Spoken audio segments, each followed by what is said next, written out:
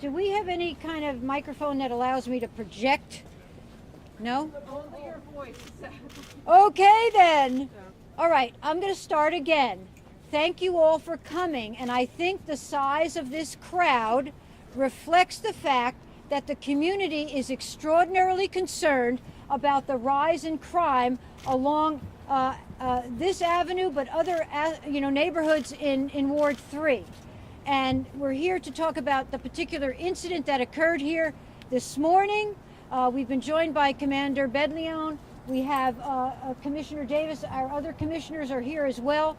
And we have a representative from the Attorney General's office because we want to talk about declaring properties nuisance properties and what that may be able to do as well.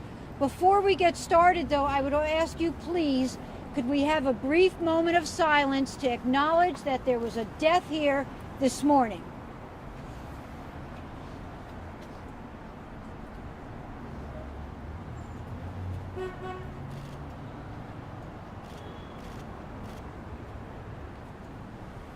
Okay, I'm going to first ask the commander to come up and talk about whatever he can tell us about this incident. And then I would like to broaden the conversation to the rise in crime in this area and what we can do about it. So, Commander, can I have you come up? Hey, good afternoon, everyone.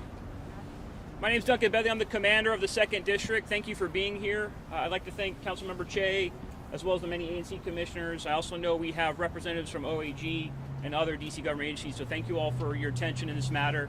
And thank you for you as citizens coming here and expressing your concern. Of course, this is always unfortunate anytime we have to come and have a meeting about violent crime, especially violent crime that results in the loss of life.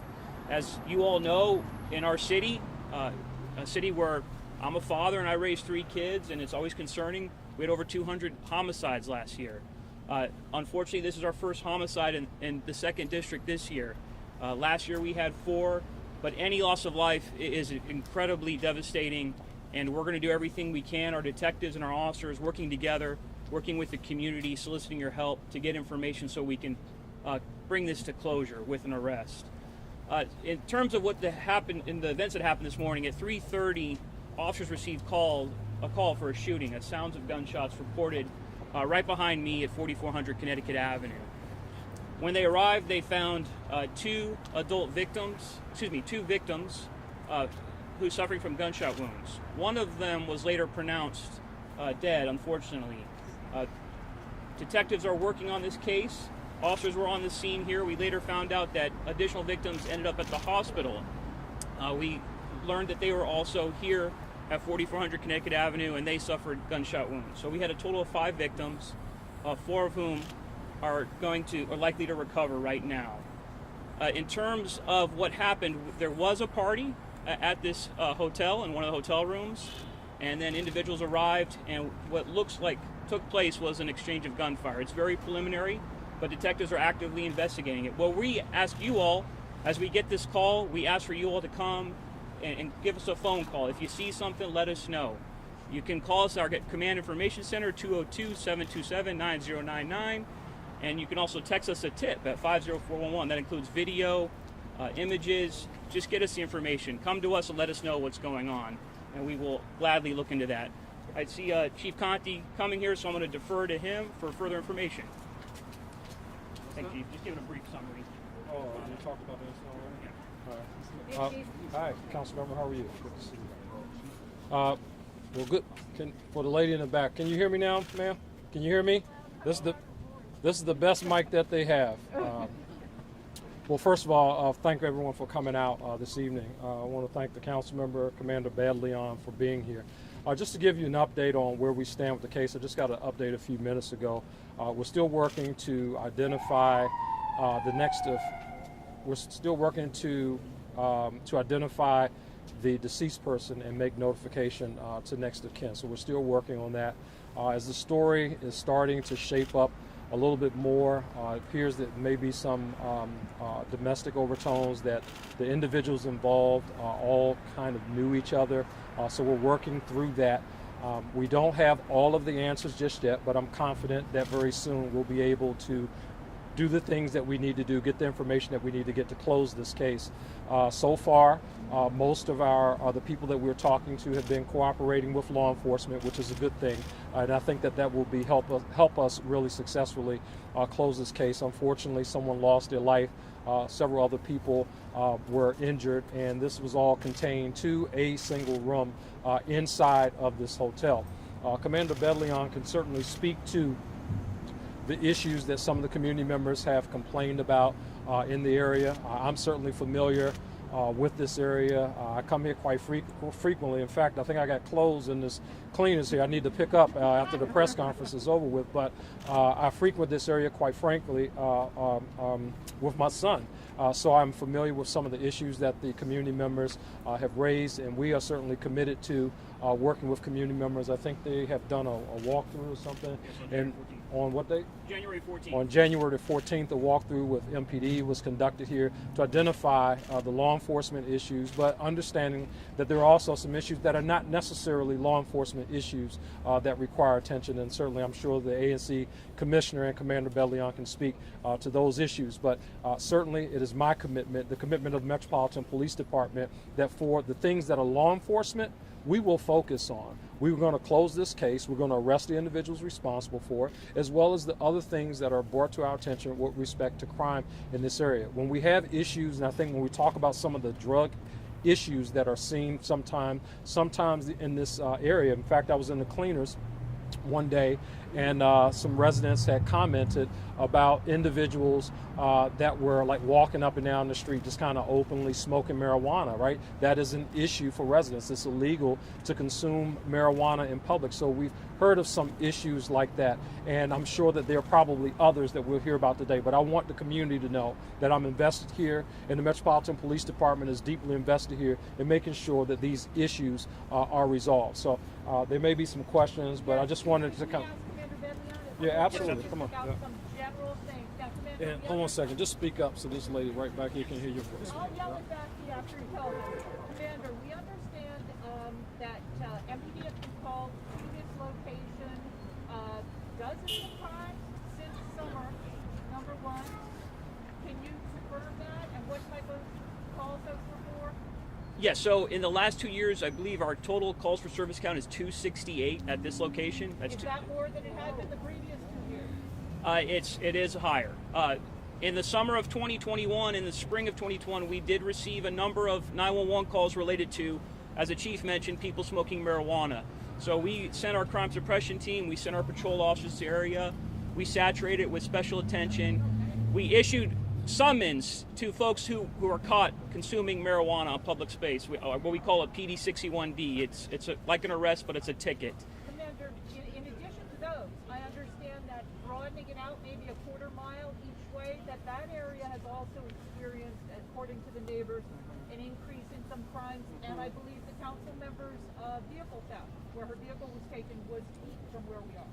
Well, I always like to thank the council member when this comes up, because she handled it with a lot of dignity. A lot of folks would not disclose it right away, and I appreciate her. So I do want to speak up for her, because I always feel like she gets picked on. But I thank her for her help, because she shared the message with folks about their keys. So I do want to defend her in that regard. Was that case closed with an arrest? That case was closed with an arrest, yes. Was there any ties to anybody? We did not find any ties related to this particular establishment. So Can I give you some information that Harry Garral has put together?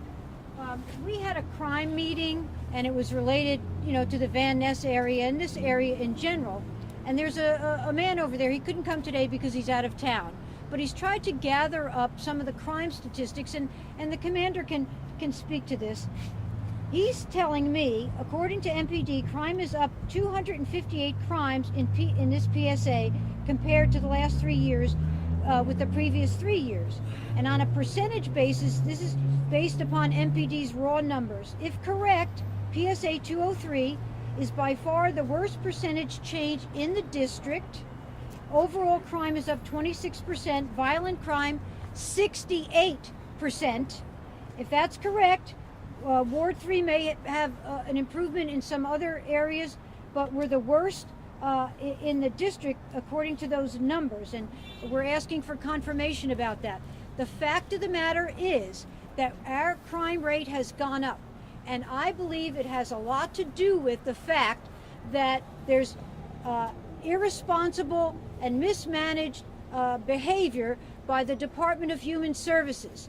They are putting they are putting people in buildings over here who are addicted, drugs, alcohol, and who are mentally ill. And they're doing them a disservice, and they're doing us a disservice. They're not getting the services they need, and we are, the victims, if you will, of people who are acting out because they are troubled and they need help. So I'm not saying that that accounts for all of it, but I am saying that it accounts for some of it, and they have to stop it. So these numbers are very disturbing, and I think there is that connection. So what I'd like to do is I'd like to have our A&C commissioners talk about their experiences if they want to. I'd like to have the commander talk about it. And I want to tell you about MPD, and I'm so grateful to MPD. When we had that meeting, one of the things I said to MPD is one of the things that would help us a lot, I think, is to have more police presence and not just, units riding around. So the commander has authorized a beat officer to walk up and down Connecticut Avenue. I think that that's very, very helpful. In addition, they're going to, respond whenever we call. They've been over to Van Ness like how many times, I don't know. And even if the violence is contained in one room, it's violence. It will spill out. So we need to figure out ways to attack it. So that being the case, I'm going to ask the commander if he has any other ideas for us. Oh, okay, I'm sorry. This is a neighbor. We've all been talking about this building from Proud Boys to open drug dealing to shootouts. And I read somewhere that you can now, when there's violence and there's crime and there's homicide, you can declare it a nuisance and possibly shut it down. Is that in process? Well, let me touch on a couple of things. One, we value your support, and I know the community has shared concerns about this particular establishment. So she was asking about concerns that were shared about Proud Boys. So one of the things that we did was when we had some extremist First Amendment assembly events in the city, after those reports, we came through, we checked on the area. We did find a car with an extremist sticker. And what we did was we talked to the person. They claimed it was a misunderstanding of the sticker, and they removed it right away. So we're looking at that specific information. As far as the complaints about drug activity, in spring we skyrocketed of complaints about drug activity. We came in with the enforcement and special attention, and we saw those complaints go down. Now, I'm glad everyone's here, but on January 14th when we did the walk, we weren't getting active complaints about this establishment. The complaints that we got were about previous incidents. They weren't current. So we want to work with you. We welcome the information, and we're really glad you're here, and we will continue to do everything we can when those issues come up. Yeah. So in terms of the crime numbers, so those crime numbers are from an open database that anyone can go to, crimemaps.dc.gov. I encourage everyone to take a look. It's not a full snapshot of the crime in the 2nd District, and it's not a full snapshot of the crime in the city. So in PSA 203, where this neighborhood, Forest Hills, Van Ness, is located, we actually had an overall reduction last year. We went up in certain key categories. One of them were assaults with dangerous weapons. We had 16 last year, and the vast majority of those were the result of known parties, known victims, and known suspects, domestic scenarios. So the crime is always concerning, but I would encourage everyone to take a look. Right now, this calendar year, we're down 25% so far, and we're going to continue to work to address the concerns that the folks are sharing with us here. I have a question. I live in the neighborhood. We have similar problems with the management of the building, and also the board is very slow in addressing those issues. So what are the resources? What can we do? We live this on a daily basis. So we do have a representative from Office of Attorney General here. That he's been incredibly helpful, and we can get you connected with him. He has taken action for us and with the community, and we appreciate his partnership. and he's available to assist, and he'll be here as part of the community. Yeah, absolutely. Thank you for that opportunity. And my name is Matthew Meyer, and I am an assistant. And I am an assistant. And I'm an assistant attorney general at the AG's office, and I handle the nuisance properties in this area. I work with MPD. I'm happy to talk about really briefly what the Nuisance Act is. When there are documented instances of illegal firearm or illegal drug activity in these properties, it allows the Attorney General's office to take action against the property owners. We work with MPD on creating security recommendations for the property owners to improve the security conditions at the property. So it's a really helpful tool in addition to our partners at MPD to bring civil law enforcement to bear for negligent property owners. So how many incidents did this property? Yes, sir. Thank you for being here. Another issue which I've raised actually with your people, with police officers, is the fact that Connecticut Avenue has become a racetrack. And people are flying up and down here, 40, 50. They walk our dogs. There's a number of dog walkers, people I know here. One morning I walked down, a fellow ran every light from all the way from Van Ness all the way up there as far as I could see, just took off maybe 40, 50 miles an hour. I called your office also. And I've seen a policeman stationed here once in a while. But DC no longer ticketing these people? What is the policy now? So we issue a lot of tickets, sir, and we actually launched, the mayor launched in coordination with other DC government agencies, a traffic safety initiative around our schools. We're partnering with that particular initiative, and we actually have our own second district initiative where we've increased traffic enforcement where we're getting the complaints. So I appreciate that, and we will gladly add some more to this particular location. Thank you. Hi, Commander. Kim Farmer, how are you? Hey, Kim. Thank you for your work. That's amazing work. Thank God. I thank the chair, the councilwoman as well. We've been working on this issue for a very long time, as you know. And when is the mayor's office going to respond? I mean, because you know there's the problems with the agencies, and they don't seem to be responding. Like you're responding constantly, and there's behavioral problem and nuisances, and nothing's happening. So when are the agencies going to? Do you know? Because it seems like they just kind of.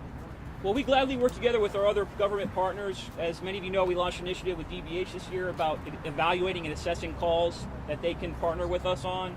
We have over 60 crisis intervention officers that work with DBH and DHS in the 2nd District, and we're glad to do so. We're going to continue to do so. Sir, I'm Scott Layton from the AG's office. Hey, Scott. Thank you for all you're doing. Good to see you. I don't know if the city manager wants to say anything, but there's a concern, obviously. Yeah. Good to see you. Someone had a question? I don't have a question yet, but Okay. Oh, how you doing? Hey, Rob. I just want to announce the oversight hearing for Human Services, February 24th, starts at 9 a.m. I want to thank you for showing up. Soon. Thank you, Rob. Good to see you. Oversight hearing for health and So, as far as the nuisance property, where does that exactly stand right now? Is that just in talks, or is it an idea, or has this been reported and it's going through the process of being declared a nuisance? And that's for anybody who can answer that. We reported multiple properties to OAG. Some of them are at different levels. I'll see if Mr. Meyer would like to chime in. Yeah. So I can't comment on individual cases, but we are working with MPD on a number of properties up and down in this area. But you can't say whether this one is. Correct. Chief Conti talked today about the carjackings and the juveniles. Can you elaborate on what services and what's being done to address that specifically?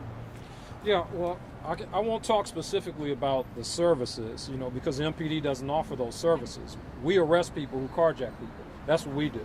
And so far, last year, we arrested 149 people for carjacking.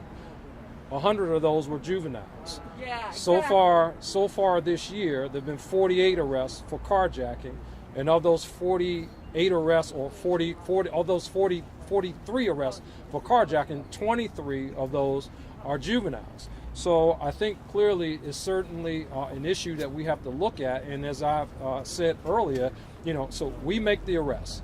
And after we make the arrest, there's a decision that's made about what happens with the juvenile at that point. And then after that, if the case moves forward to court, there's a decision about what happens with the juvenile at that point. And I think that there has to be really an examination of what that process looks like and what does accountability look like. I can arrest them all day, right? And I'm going to keep on doing my part. That's my commitment to the community, that when people do bad things in our community, the police department will be relentless in our efforts to make sure that we bring those individuals to justice. But the accountability piece has to be there. I understand that there are young people and other people who need services, but that does not give anyone a right to make our community unsafe for the rest of us who abide by the law. And I think that I cannot underscore that enough. It's an issue that we certainly have to focus on. Again, it's not that MPD, there are a lot of, DC is a very resource-rich city. When I talk to major city chiefs all around the country, some of the resources that we have here available in our city through the various programs that exist don't exist in other places. And if people decide that they don't want to take advantage of those resources, or, you can only go but so far in terms of pushing things on people. When people do bad things in neighborhoods, there has to be accountability for that. What are the consequences if there's no accountability? What we're seeing now, right? I didn't just start saying this, right? We established our carjacking task force in January of last year because of this reason, right? And again, I think when you look at all of the things that are going on, right, when these young people are doing some of the things that they're doing, and if we're really examining the accountability, people say, well, Chief, what should it look like? I think it should look like the way that it should look like accountability to community members. Not specifically to me, but if a community member says, hey, yeah, I think that a kid who was arrested for carjacking and, after whatever, a week or 2 days or whatever, he's back out in community with an ankle monitor on, if that's accountability, then I think community members should weigh in on that in terms of what accountability really looks like, because those are the issues that we're facing, quite frankly, right? And if you have young people who are doing things and other young people who see them doing things, and they see that the accountability could be questionable, I think that could be an encouraging thing for other young people to see that people are not really being held accountable. So that's not a popular message, but I've been in this city all my life. I grew up here, not in the best of neighborhoods, and I know, things how they happen. So when that is the case, we really, really, really have to kind of dig into the weeds on this issue. I'll tell you another interesting thing. As we look at our carjackings and that kind of thing, it's not just a DC thing, it is a regional thing. So some of our kids who get arrested for stolen cars, for example, it doesn't mean that they didn't commit a carjacking before. How do I know that? Because you cannot arrest, say for example, if someone carjacks a person right here in this block, and we capture the person occupying that vehicle later on tonight or tomorrow, if you can't identify this as the person who did the carjacking, the most we would charge them with is being in possession of a stolen car, essentially. So again, when you look at the grand scheme of things, 149 people arrested for carjacking last year, 100 of them juveniles, I think that's very, very telling. And you look at the number of young people who've been arrested for stolen cars and stuff, those things start to really kind of paint a picture that we really have some young people that are very much in need of services. Some of them may need something a little bit more stringent than just services that are being offered. Some of them may need to go sit down somewhere for a little while. I'd like to back up the chief and the commander on this. We have what people are worried about. It's like a state of lawlessness in the community. Now, here, I want you to pay attention, everybody, because there are proposals in the council that will weaken what we do with respect to juveniles. I think that some of that stuff that's coming forward is a huge mistake, because if you're charged as a juvenile, you get out when you're 21. You get out when you're 21. You might have committed a really serious violation. That's a mistake. So that's number one. Please pay attention. I'm only one person. The other people, they have different ideas. The other thing is, with respect to lawlessness on the streets here, we can have cameras, we can give citations, but unless DPW enforces those citations, boots these cars, tows these cars, People come into the District of Columbia from the neighboring jurisdictions, and if there's no consequence for them running red lights or speeding, even around schools, they keep doing it. We have to look holistically at what is going on. And in terms of, for example, Van Ness, what I'm told over there, when you were talking about identification, some of the crimes that are going on, that building has cameras, but they don't work. We have to get them to work. So we need cooperation from the businesses, we need cooperation from you all, and we need cooperation from the agencies to help us tamp this down. Here's what I always say, and it's absolutely true. People not only have to be safe, they have to feel safe. And I get the impression that people are not feeling safe these days. So we have to take steps, okay? Now, Commissioner Davis, where are you? Right here. Oh, there you are. Commissioner Davis pulled this together, so thank you very much. Yep. And she wants to make a few remarks. Yep. Thank you, everyone, for being here. My name is Commissioner Claudette David. I'm also the chair of the ANC3F. I'm here along with my fellow commissioners, Commissioner Appa, Mehta, Namath, Christille, Tamar, and the chief mentioned community. We're pretty much your first point of contact. Please, we've been having this conversation for at least the past year or two. Please join our meetings. Please find us at www.anc3f.com. Email us at commissioners@anc3f.com. We are here to continue this conversation. We've been working really closely with the council member's office, with the chief's office, and the mayor's office, and who is perfectly on time here, Mayor Bowser. Thank you for being here, and please. No. Okay. We're really delighted that the mayor could join us, and we've all talked enough. We want to hear from the mayor. Yep. Come on, Mayor. Thank you. Councilmember, thank you. I actually thought I was joining the chief and council member to walk around the neighborhood, so I think that we're going to spend some time doing that as well. Chief briefed me and everybody. I'm sorry. Chief briefed me a little bit earlier, and we briefed the community on what we knew about what happened here. I'm afraid I'm walking in. I don't know what's already been said, so I won't repeat it. Other than to let everybody know, I know that some concerns have been raised about this particular facility. We will be digging in with the ownership and everything that we can do as the city to find out and make sure that it's operating in the way that it should be operating. But more than that, I know that Chief Conti and his entire team are going to make sure that this corridor has indeed the resources that it needs. I know unrelated to this, there are some questions about making sure that city services are supporting residents that may be living in the community because of city services, and so we will continue to dig deeply into that issue as well.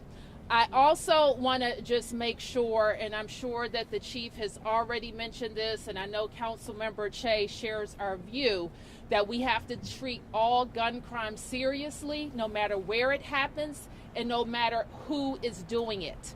And so the police have a role to play in that. The council has a role to play in that. Our prosecutors have a role to play in that. And certainly the community has a role to play in that. So while we are experiencing in places all around the city some increase in gun crime, we are also matching that with the resources that we need. My job is always going to be to tell you what we need as a community, whether it's officers, other people in the government to get the work done. And that's certainly a place where we are, making sure we have the resources in people, in programs to help curb what we're seeing in our communities. So we're going to continue that work. I won't belabor the meeting. I will be here walking around and happy to answer more questions. City services, can you answer questions now? They need to be taken care of. people, but we're people too. We all live here. If they don't have adequate support and you're placing them here, they need to have that. Okay, I don't want to conflate. There was a question that I already addressed about making sure if the city is involved in placements of individuals who are getting human services to ensure that they have what they need. But I don't want to conflate this incident with that, because that's not the case. What we know so far is that we've had patrons here, not city, put in place by the city, that were involved in a crime and victimized. So I don't want to conflate the issues. I want to deal with what you're talking about, but that's not what happened here. But it needs to be done soon, Mayor. I got it. We're living daily with all the different problems. Not with this address, but all along this building. Okay, I hear you. It has become unbearable. Okay, So it needs to be soon. I got it. Can I say one thing, Mayor? Yes. Thank you so much for being here. Thank you, officer. Of course. And I know you said you don't want to conflate the two issues, but I just live in a building close by, and I have seen, and I've tried to help some people who have been placed there, and they are not getting any furniture. There was an article on one of the local news. Place where? I live right over here, a couple buildings down, and there are people living there with small children, and they're just being, to me, it feels in a way that they're just being dumped. I'm sorry to say that respectfully, but one gal who's been asking me for help, I go to her apartment, she doesn't even have furniture. So I don't understand why we would place a young woman with 3 small children and not even give her any furniture. So I've seen it with my own eyes, so it's not. I got it. No, when I said conflate, I meant this days in crime that we're talking about. Yep. Yes. Thank you for being here. Yep. In terms of the young people, a 16-year-old girl in a carjacking with guns, how can we get the school folks to help? I know they're tight in terms of staff, but school resources, counselors, as well as human services, as well as police, this all needs to be integrated. Yes. And how are you trying to do that? It's not an easy task. It's not. The question was about how can schools be involved in making sure that we're preventing young people from getting involved in crime. And so I hit this point hard, and I hit it hard all the time, but the kids have to be in school so that we can help them. And that's why I've been so focused on getting kids back in person 5 days a week in school. And I'm very proud that we've been able to do that. We're not going to let up on doing that. We have the safety measures in place where kids and staff can be in school and be in school safely. So that's important. We have funded our schools with the number of adults that you mentioned that should be able to help kids. But we also have to keep the kids that need the most help have to stay engaged in school. We've also identified schools that have shown particular issues to put what we call violence interrupters or credible messengers in that school to work with those kids one-on-one. And the Department of Human Services should also be integrated somehow. Absolutely. If we could tell you the number of services that kids and families get, you may not believe it, but it's a lot. I know it's But at the end of the day, and I'm going to steal your lines for a second. Yes, ma'am. We have to hold people accountable. We can't treat children that their actions have no consequences. All right? And the council is like, there are measures that they're considering right now that you got to let your council members know. We, of course, want to rehabilitate children. We're not a city that throws kids away. We give them lots of chances, but they can't use guns. All right? So we have to make sure that our system is set up to support young people that need help. But if they're demonstrating that they're going to use guns, we got to sit them down for a little while and get them that help that they need. Okay. So let's see what else we have going. Thank you, everybody. Thank you.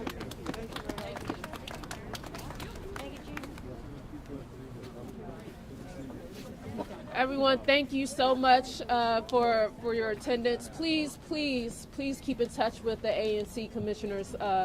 Please follow us. We're at www.anc3f.com. Email us at commissioners@anc3f.com. Thank you so much.